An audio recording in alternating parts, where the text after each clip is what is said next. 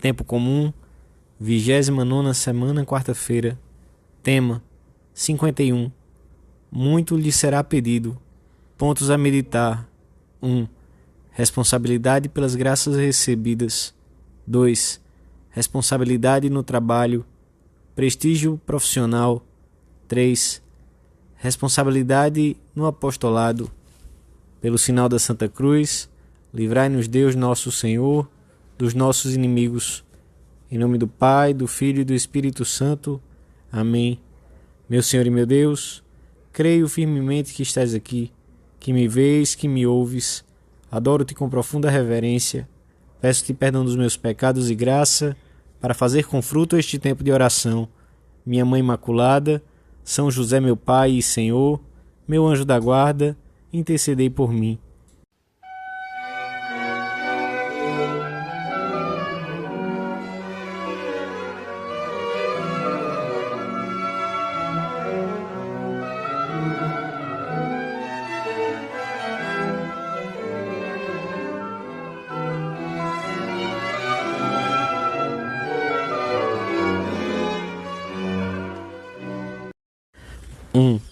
Depois de Jesus ter falado sobre a necessidade de se estar vigilante, Pedro perguntou-lhe se referia a eles, aos mais íntimos ou a todos.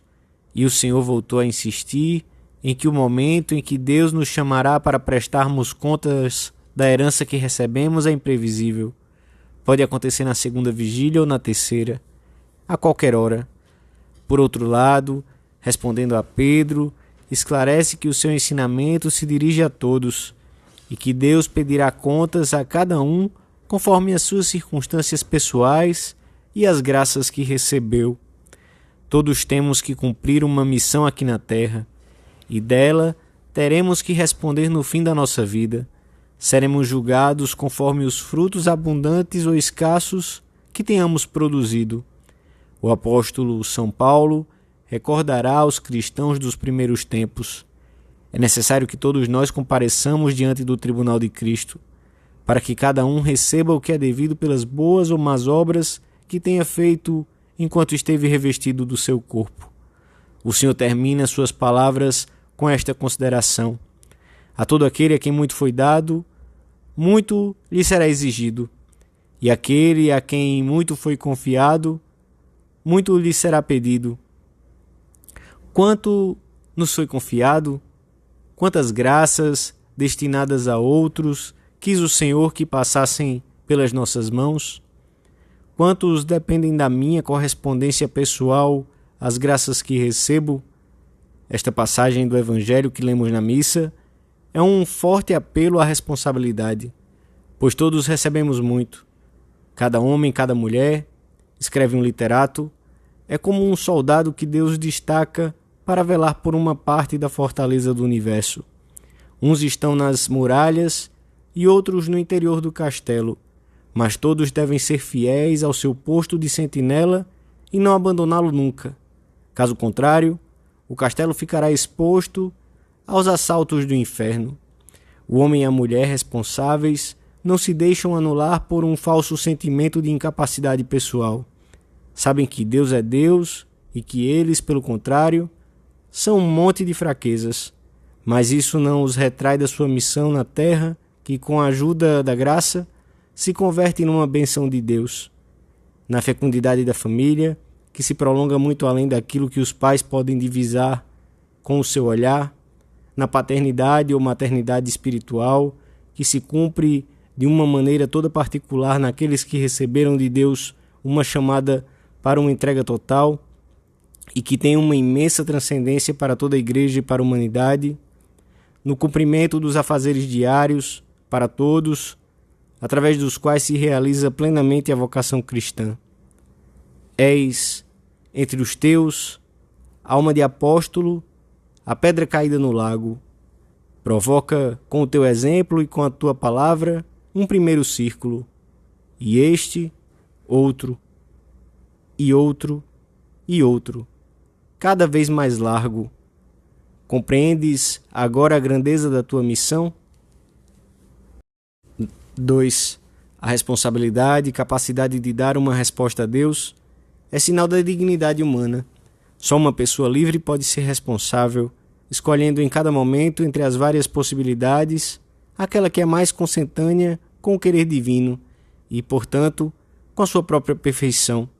A responsabilidade de uma pessoa que vive no meio do mundo gira em boa parte em torno do seu trabalho profissional, através do qual dá glória a Deus, serve à sociedade, consegue os meios necessários para o sustento da família e realiza o seu apostolado pessoal. Durante seu curto pontificado, João Paulo I contou numa ocasião um episódio ocorrido com um professor de muito prestígio da Universidade de Bolonha.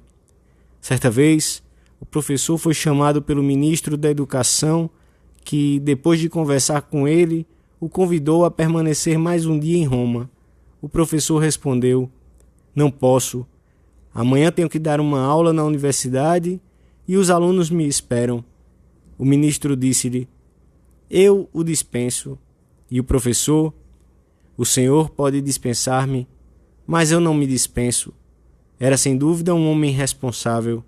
Era daqueles, comentava o pontífice, que podiam dizer: para ensinar latim a João, não basta conhecer o latim, é necessário também conhecer e amar João. E também, a lição vale o que valer a preparação.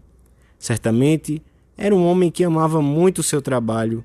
Quantas vezes teremos de dizer: eu não me dispenso, ainda que as circunstâncias nos dispensem. O sentido de responsabilidade levará o cristão a lavrar um prestígio profissional sólido, se ainda está estudando ou formando-se no seu ofício, a conservá-lo se encontra em pleno exercício da profissão, e a cumprir e exceder-se nessas tarefas. Isto é válido também para a mãe de família, para o catedrático, para o escriturário, etc. Quando a tua vontade fraquejar diante do trabalho habitual, lembra-te uma vez mais daquela consideração: o estudo, o trabalho, é parte essencial do meu caminho. O descrédito profissional, consequência da preguiça, anularia ou tornaria impossíveis as minhas tarefas de cristão. Necessito, assim Deus o quer, do ascendente e do prestígio profissional, para atrair e ajudar os outros. Não duvides. Se abandonas o teu trabalho, afastas-te e afastas outros dos planos divinos. 3.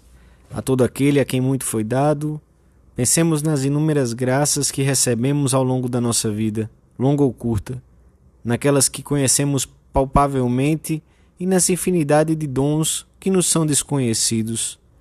Pensemos nos bens que teríamos de repartir a mãos cheias, a alegria, cordialidade, ajudas pequenas, mas constantes. Meditemos hoje se a nossa vida é uma verdadeira resposta ao que Deus espera de nós. Na parábola que lemos na passagem do Evangelho de hoje, o Senhor fala de um servo irresponsável que tinha como justificativa para sua má administração uma ideia errada. O meu Senhor tarda em vir. O Senhor já chegou e está todos os dias entre nós. É para Ele que dirigimos diariamente o nosso olhar, a fim de nos comportarmos como filhos diante do Pai, como um amigo diante do amigo. E quando um dia, no fim da vida, tivermos que prestar contas de como administramos os bens que nos foram confiados, o nosso coração se encherá de alegria ao ver essa fila interminável de pessoas que, com a graça e o nosso empenho, se aproximaram do Senhor. Compreenderemos que as nossas ações foram como a pedra caída no lago, pois tiveram uma imensa ressonância à nossa volta. Tudo isso graças à fidelidade diária aos nossos deveres, talvez não muito brilhantes externamente, à oração e ao apostolado simples, mas firme e constante com os amigos, com os parentes, com aqueles que passaram perto da nossa vida. O próprio Jesus anunciou aos seus discípulos: em verdade vos digo, que aquele que crê em mim fará também as obras que eu faço, e fará outras ainda maiores, porque eu vou para o Pai. Santo Agostinho comenta assim estas palavras do Senhor: aquele que crê em mim não será maior do que eu, mas eu farei então coisas maiores que as que faço agora. Farei mais através daquele que crê em mim do que faço agora por mim mesmo.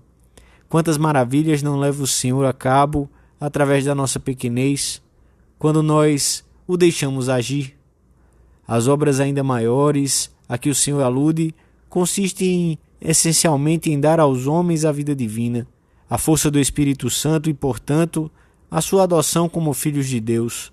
Com efeito, Jesus diz: porque eu vou para o Pai. A partida de Jesus não interrompe a sua atividade salvadora, assegura o seu crescimento e expansão. Não significa que o Senhor se separa dos seus eleitos, mas que está presente neles de um modo real, ainda que invisível. A unidade com Ele, ressuscitado, é o que os torna capazes de realizar obras ainda maiores, de reunir os homens com o Pai e entre si. De nós depende que Jesus volte a passar pela terra para cumprir a sua obra. Ele atua através de nós, se o deixamos agir. Para vir pela primeira vez à terra, Deus pediu o consentimento de Maria, criatura como nós. Maria acreditou, deu seu consentimento total aos planos do Pai.